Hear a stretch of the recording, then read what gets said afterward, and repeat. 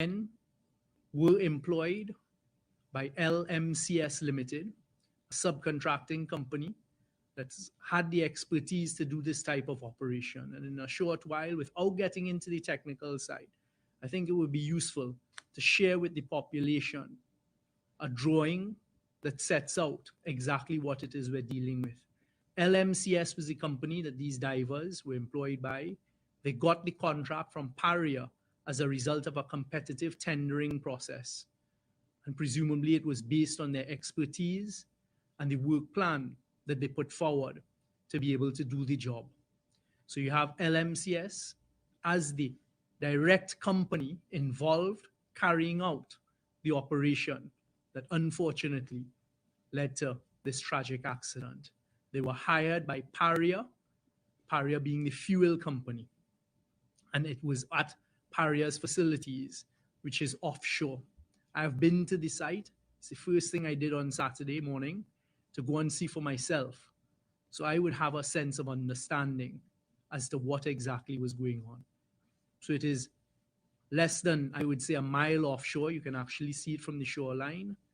And there are two pipelines that come out of the water. And I'll show it via drawing in a short while. Post this accident, you have had a number of entities involved in the exercise, firstly to try and rescue the men, and then turning to a finding of these men. You've had our Trinidad and Tobago Coast Guard, who have a level of expertise, understand that first responders responding to a situation may arrive there without all of the information, all of the tools that you would wish them to have. That is normal. It is the same thing, for example, if you have a car accident and the first responders reach there and they don't have what we call the jaws of life and these types of things. You had the Trinidad and Tobago Coast Guard. Fortunately, because of the type of country we are, a number of other service providers made their way to the site when the Mayday went out and have been working along with Paria and LMCS. Paria themselves reached out to many industry experts to assist in an assessment and the provision of equipment and expertise during the last 72-hour roughly period.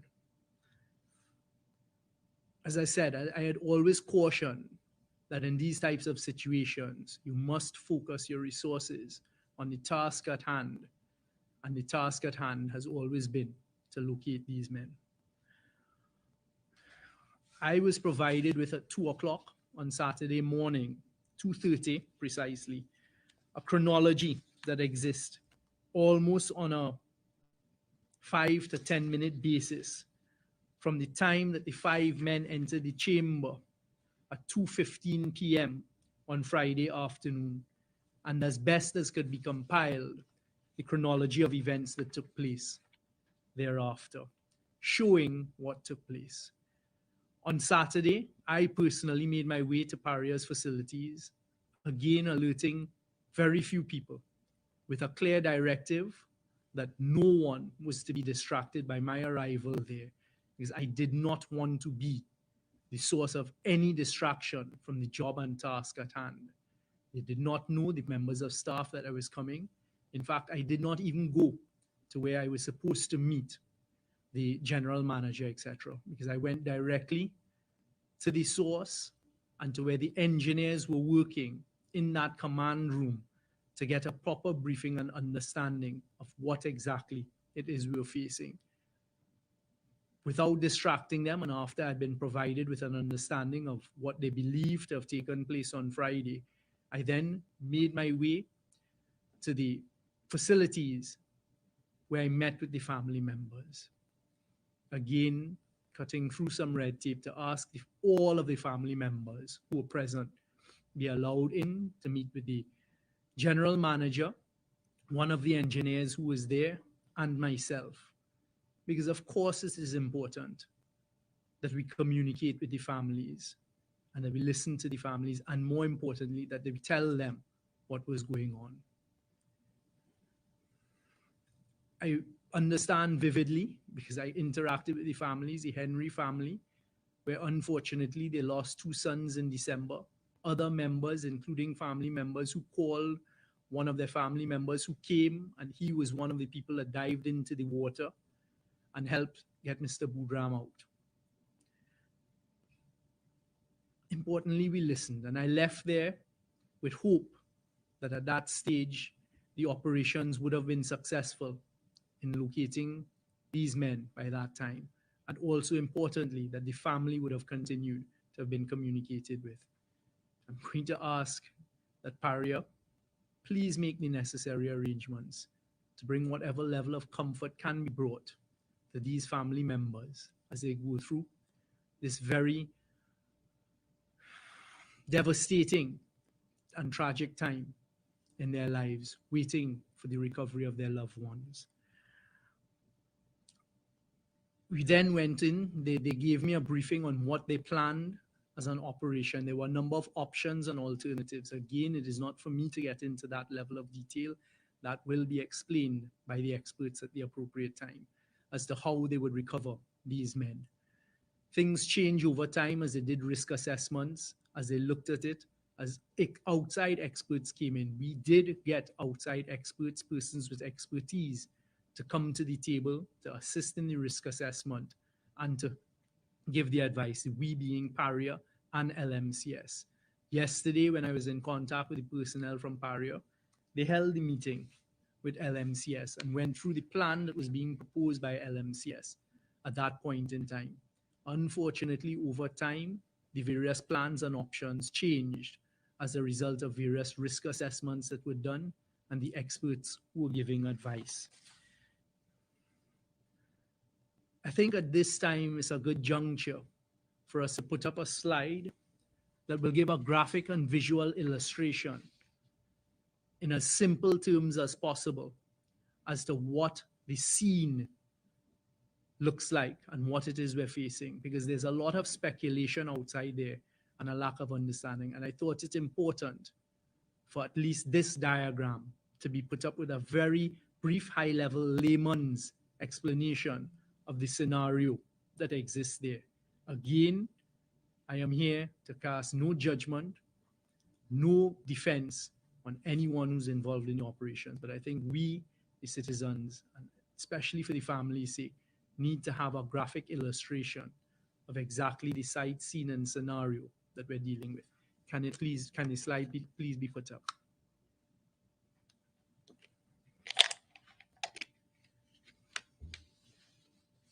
What you're seeing here are what are described as berth 5 and berth 6, which are offshore installations. And literally all you see coming up above the sea level are two pipes at the top. The one that has a heading above it, the hyperbaric chamber, is the berth where the work was being carried out by LMCS. The hyperbaric chamber was inserted over this pipeline, and what it then does is it pumps out the water to create air space for persons to work in. The task at hand, as explained to me, was for them to change some basically nuts in a certain way on that to basically fix a leak on the pipeline, which was done successfully over the past week. And what was to take place on Friday now was the testing of the work that had been done and the removal of two flanges that had been inserted to prevent, along where you see that red pipeline coming out, to prevent liquids from coming up. And in that hyperbaric chamber is where these 5 men were working. 4 of them were the divers working on it. The 5th man, who is our fortunate survivor, Mr. Budram, was actually the rescue diver, and hence the reason why he had on his tanks. Right where you see the red, which is in clear, meeting the blue, what you see as a riser at berth 5, there were 2 flanges installed there. The first one was a piece of rubber between 2 metal plates. And of course, these flanges go and they meet between these 2 points. So they were inserted somewhere around here. 1, 2 pieces of metal and a rubber piece in between. And the second would have been an inflatable that was blown up. From what we can gather at this stage, unfortunately, when the first one was removed, something took place that created a suction, sucking the 5 divers in from what was a air chamber into this 30-inch pipeline that you see going along in the shape of a U. So I thought it important that we understand that at this berth 6, which is where the work was taking place, that this suction came in and something happened. There's then 1,200 feet running at the bottom, going across, parallel to the sea level surface. And then it connects with a U, an elbow, to the riser at berth 5. Again, another 30, that is the 30-inch pipeline. Sometime thereafter, in the rescue operations, the persons there managed to get 2 sets of equipment.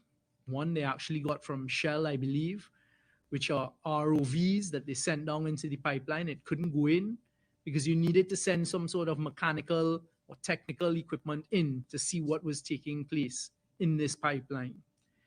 Eventually, through one of the underwater cameras, if you go back to the diagram, you would see from that berth 6 elbow along the pipeline, 120 feet, they met an obstruction that was diving equipment stuck.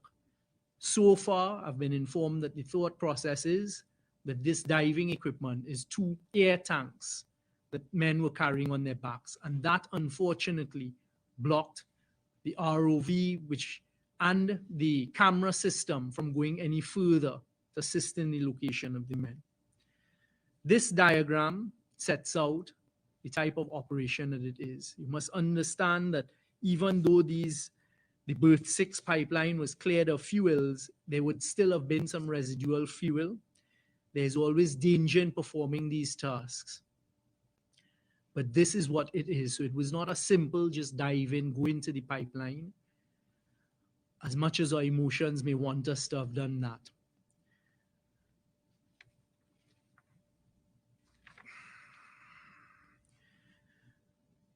So the teams continued to work with the outside experts, LMCS and PARIA together to come up with options as how best to get past what you saw as those obstructions in the pipeline, the 1,200 feet of pipeline running parallel to the surface. On Sunday, the Ministry of Energy, very early in the morning, had an emergency meeting at the ministry, and we asked our acting permanent secretary, Ms. Sandra Fraser, along with Mr. Mark Rudder, who's the director in charge of petroleum operations, to go to PARIA at the scene and to see what was going on and to provide feedback, because of course, the Ministry of Energy as a regulator will have a role to play. That took place, information was being provided back, but again, with clear instructions, do not distract those who have to perform their tasks from doing so. In a nutshell, that is what has been taking place. The teams who are not here, who are working from PARIA, LMCS with the experts, are focused on doing what it is. It is very easy for persons to speculate and to say, not moving as quickly as they should be other things to be done. That is not for me at this stage to cast any judgment on or to defend any actions, nor is it that of the government. I am hoping, like the rest of the population, with all of the concerns that I have, and for the sake of these families who have met, that very shortly we get word that these men have been found and that their bodies are returned safely.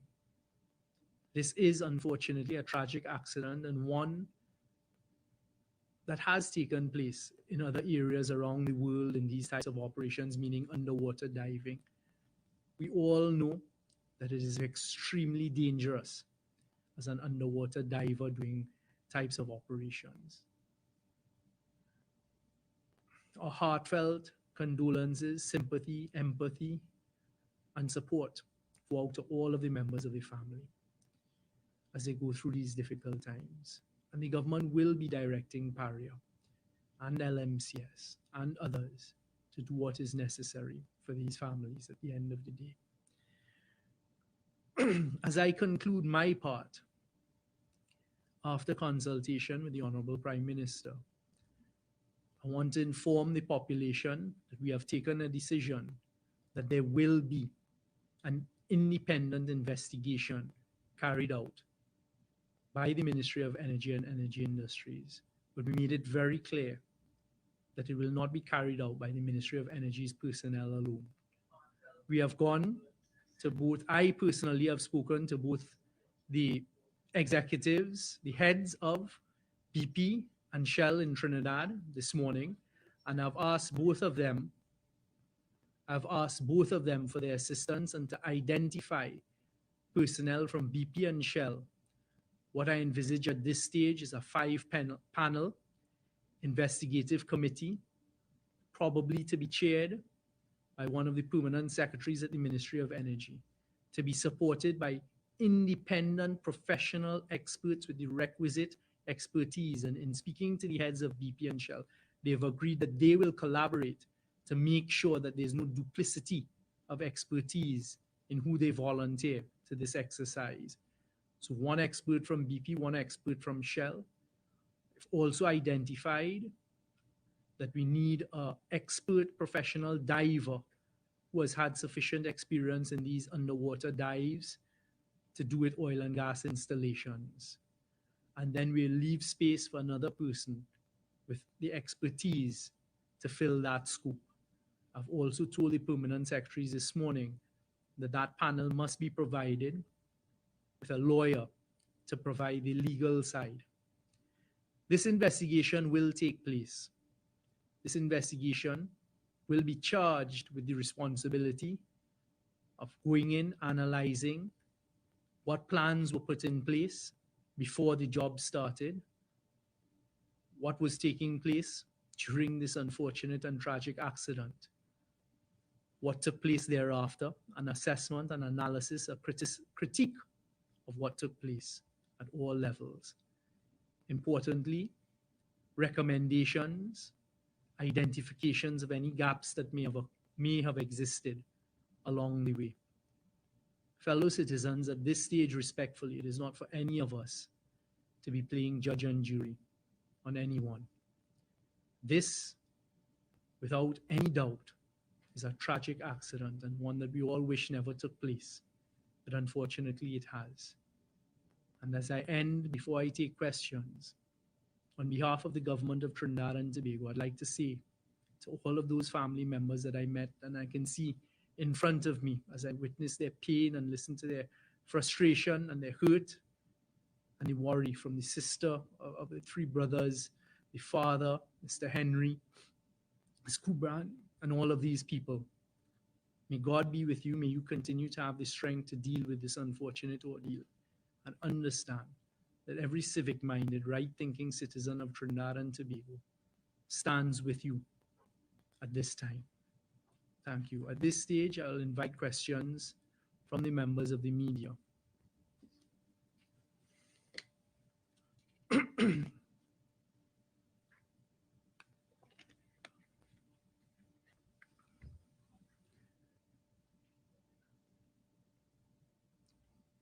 I think the first question is from Priya Bihari. Good morning, can you hear me? Yes, Priya, good morning, ACP News. Hello, good morning. Hello, good morning. You all tell him you all can hear him, please. Hi, good morning, can you hear me? Sorry, we're having a bit of technical difficulties. Yes, good morning, Private Harry, ACP News. Minister, the question everyone is asking is why after Mr. Gurram was rescued, why wasn't other divers allowed to go back in to attempt to rescue the other 4? All right, so I don't know if the rest of you have heard it, but the question from Priya Bihari at the AZP News is, he says that the question everyone is asking is why after Mr. Gurram was rescued, weren't other divers allowed to go in and perform a rescue? Fellow citizens, at this stage, as I said, there's no room for speculation, no room for assumptions. Those were judgment calls by persons at the time. I certainly don't have the answer for that. I am not even going to speculate an answer. From what I was told, is the experts there at the time, including the Trinidad and Tobago Coast Guard, did risk assessments and took decisions that it was too risky. From the diagram I've shown you, what I can tell you is you are leaping onto the unknown, literally, and that judgment call may have been made that an additional person going into distress, being lost and being injured or a loss of life was not part of that risk assessment at the time. But it makes no sense me speculating or me assuming anything. Thank you. Next question, please.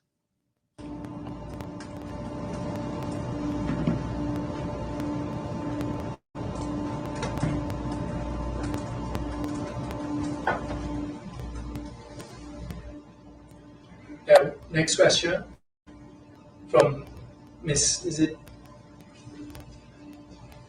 who are you all identify? Bina Mahis. Miss Bina Mahis? If you can just identify what news agency you're from. Miss Bina Mahis? Okay, we'll have to move on to Renuka Singh because Bina doesn't appear to be hearing us. Okay, Renuka Singh from Guardian Media.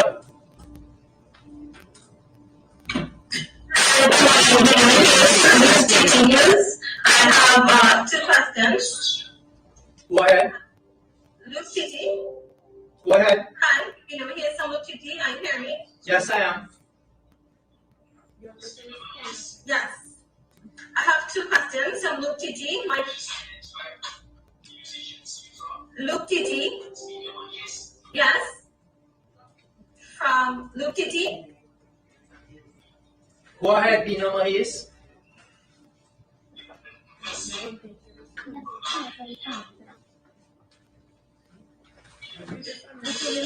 Hi, good afternoon. Oh, sorry, good morning. Sorry. I don't know what's going on. Are you hearing me? Yes, we're hearing Renuka Singh from Guardian Media. We're seeing. Renuka Singh We're from seeing Guardian before. Media. Please proceed to ask your question.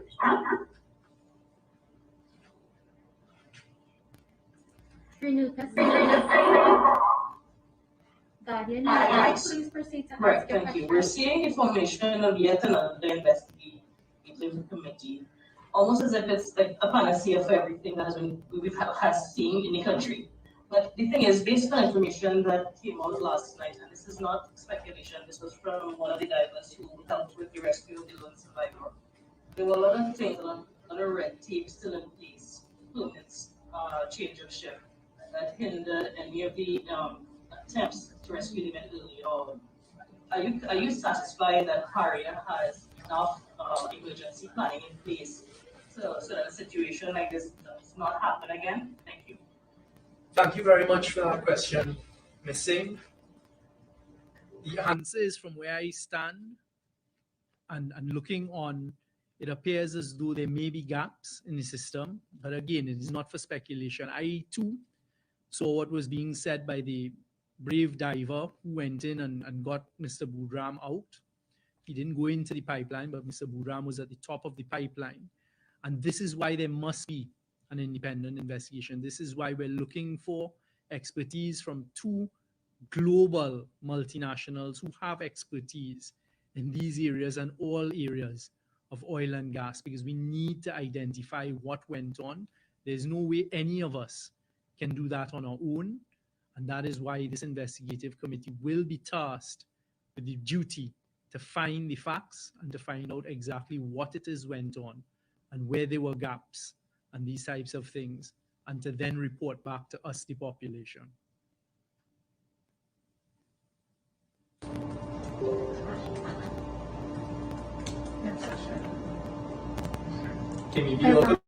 You can proceed to ask your question.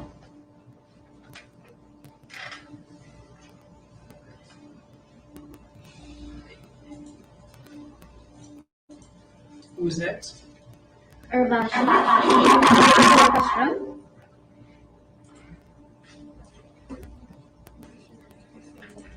Urvashi, can you unmute and ask your question, please? Ms. Urvashi Tiwari from TV6. Can you unmute and ask your question, please? Afterwards, we'll come back to Ms. Mahiz.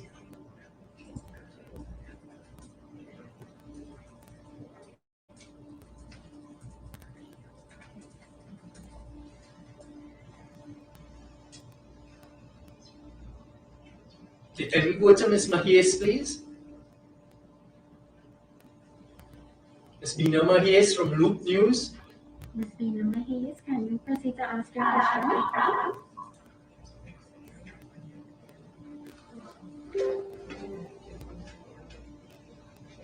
Ms. Bina Mahiz, can you proceed to ask your question? Sure. Bina here, Loop City News. I have two quick questions, please. Minister, do you know if the divers had an intercom system with communication control during the dive? If not, why were they not provided with an intercom system? As well as my second question. Yes. Sure. Minister, would you be able to tell us if the divers had an intercom system with them to communicate during the diving exercise? As well as my second question would be, is the Coast Guard trained for such situations? For example, a potential Delta P and pipeline recovery. And if not, why were they given preference for the rescue? Thank you. Thank you very much for those two questions. To respond to the first question, the answer is I do not know whether there was an intercom system being operated at the point in time. So that question will have to be answered by LMCS and PARI at the appropriate time. With respect to the second question and the reference to Delta P, we've all seen and we've all been having circulated to us in the last 48 hours, all of these videos of Delta P and the learning on Delta P, etc. Again, none of us are experts who are looking at these Delta P videos. So I am waiting for the outcome of the investigation to see whether that phenomenon that is described as Delta P is what took place here, and to respond to whether the Coast Guard are trained. Yes, the Trinidad and Tobago Coast Guard are specifically trained in search and rescue dive operations. They are the ones who would have formed part of the risk assessment. They would have not been necessarily the decision makers at the time, but there would have been weight given to what the Trinidad and Tobago Coast Guard would have indicated at the time. And yes, they do have divers who have a level of training and who would have been trained in search and rescue operations. Them combined with the other experts who would have been industry type divers would have been making the risk assessments. Thank you. Let's go back to Ms. Urvashi Tiwari of TV6 News. Urvashi, if you're hearing us, please unmute your microphone and ask your questions.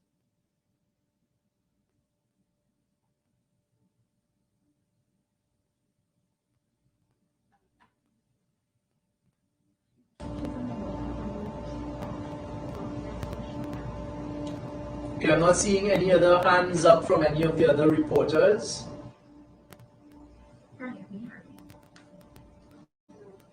Okay, Sean Douglas from Newsday.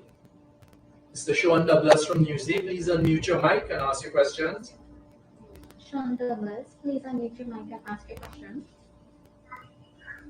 Good day, Minister. Stuart Young from Newsday. Yeah, good day, Minister. Stuart Young from Newsday. Please unmute your mic and ask the question. Yes, here we go. The question is, would the committee, the investigation committee, have,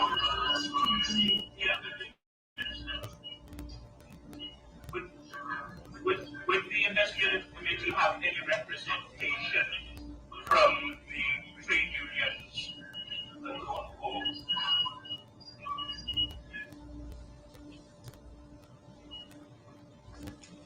Yes, thank you for that question, Mr. Douglas.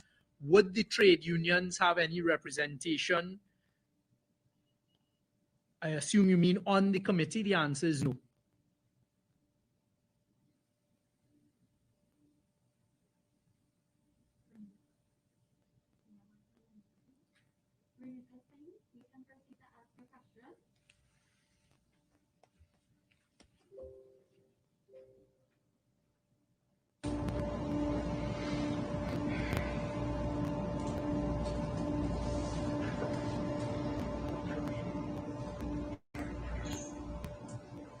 Renuka Singh, can you unmute and ask your question?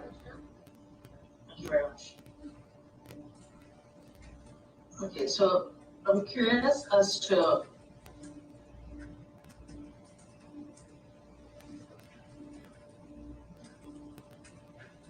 hi, good morning. I'm trying to find out what was the protocol and why they reinstalled the riser cap to cap off the line, which is what the men would have been familiar with, right? This is coming from information that would have been gleaned from what was said by the rescue diver last night. And that the rising cap was put on and the one exit the men would, and would that have hampered the situation and they're trying to escape? Thank you. Thank you very much for that question, Mr. Renuka Singh.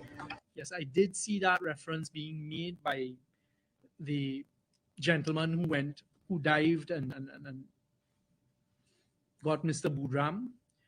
However, my information and the information provided to me is no such riser cap would have been put back on. As you all know, there was nobody that went back into the pipe after this unfortunate incident, apart from those divers, that diver who managed to get Mr. Budram out, which is what would have had to have happened for riser cap.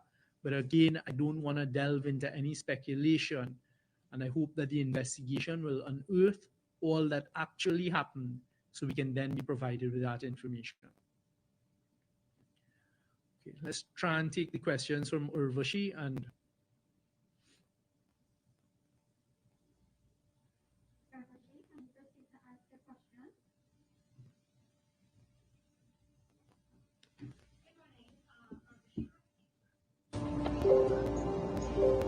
Morning, Minister Urvashi from TV6. I missed Renuka's last question. I hope it is not the same as mine, but I'm trying to find out why was the pipeline capped off with the men inside, one? And two, just to be clear, did any state divers enter into those waters to attempt any rescue? Did anyone aside from that one volunteer attempt any rescue? Were any robotic devices or anything sent into the water? Can you please give us an idea of the attempts made to rescue these men? Thank you. thank you very much for those questions, Ms. Urvashi Tiwari. The first question was asked by Ms. Renuka Singh, but you said you couldn't hear it, so I won't get back into that. The second question, did anyone from the state attempt a rescue? My understanding is the Trinidad and Tobago Coast Guard on Friday night did make an assessment and did not perform any diving into the pipeline type rescue. The answer with respect to the robotics is yes, robotics were used, as I tried to outline at the start, both on ROV as well as camera scopes were put into the pipeline. That is the standard procedure to be used in these types of circumstances. So the technology and equipment was used and it was visibility that was lost. And that is how they managed to locate the blockage in the 1,200 feet of pipeline running from berth 5 to berth 6 pipelines, and the two air tanks that were blocking that passageway. That was located through the use of the camera system, which unfortunately could not go beyond that. All right. I think if there are any other reporters who haven't already asked a question that want to ask a question, then I think let's take the last question, please.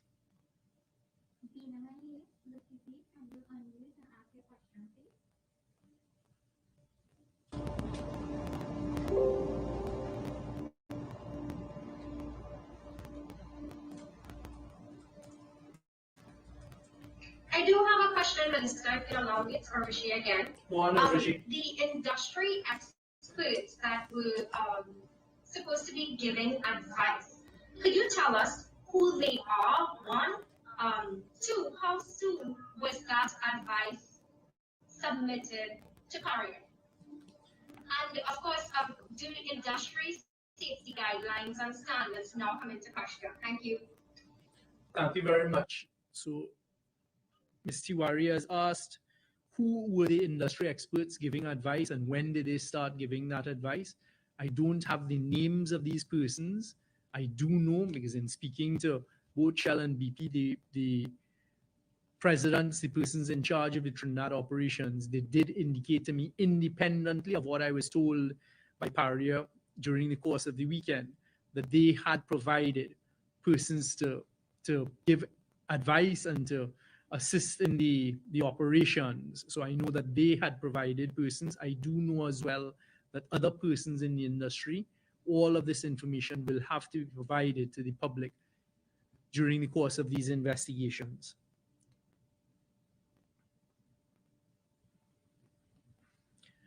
All right. Members of the media, thank you all very much for participating. I apologize for any glitches that we may have had. Trinidad and Tobago, as we go through another trying time, another test of our nation, I ask that everyone have an appreciation, have the necessary concern and empathy for the families. The families are going through difficult times. Paria has been given the instructions to please make the families as comfortable as possible and to please provide as much communication directly to the families as is possible. At this stage, it is not useful, I'll end by saying, for us to continue in the realm of speculation and assuming, nor for us to be adding any extra burden onto these family members at this time. They must be allowed the space to go through their emotions with our support as a population that I know is Trinidad and Tobago. I give the assurance that this investigation will take place and we will get the appropriate independent, professional experts to lend their expertise to the finding of what went on and any gaps that may have occurred. In the meantime, please join me as we continue to pray for the recovery of these 4 divers, our 4 citizens. Thank you very much. Introducing NLCB's multiplier trio of games. That's 3 games that can